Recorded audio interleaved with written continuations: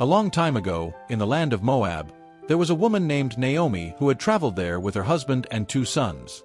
But one day, her husband died, and then, oh no, her 2 sons also passed away. Naomi was very sad. She had lost her whole family except for her 2 daughters-in-law, Ruth and Orpah. One day, Naomi told them, I am going back to my homeland, Bethlehem. You should stay here in Moab with your families.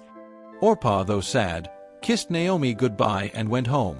But Ruth shook her head and said, No, Naomi, I will go with you. Your people will be my people, and your God will be my God. And just like that, Ruth chose to follow Naomi, no matter what.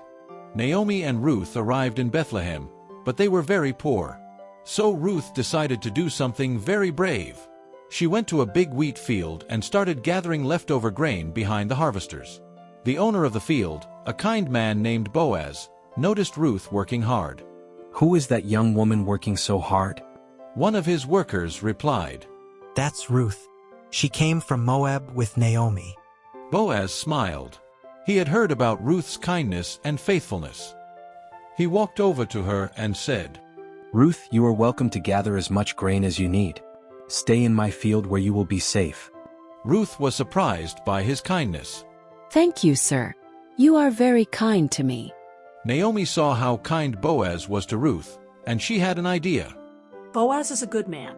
Ruth, maybe he could take care of you. So, following Naomi's advice, Ruth went to Boaz and showed her respect. Boaz was touched by her kindness and love for Naomi. Ruth, I will take care of you and Naomi. And guess what? Boaz and Ruth got married. Not only that, but Ruth became the great-grandmother of King David, and many years later, one of her descendants was Jesus. Ruth's story teaches us about love, loyalty, and trusting God. She didn't let fear stop her.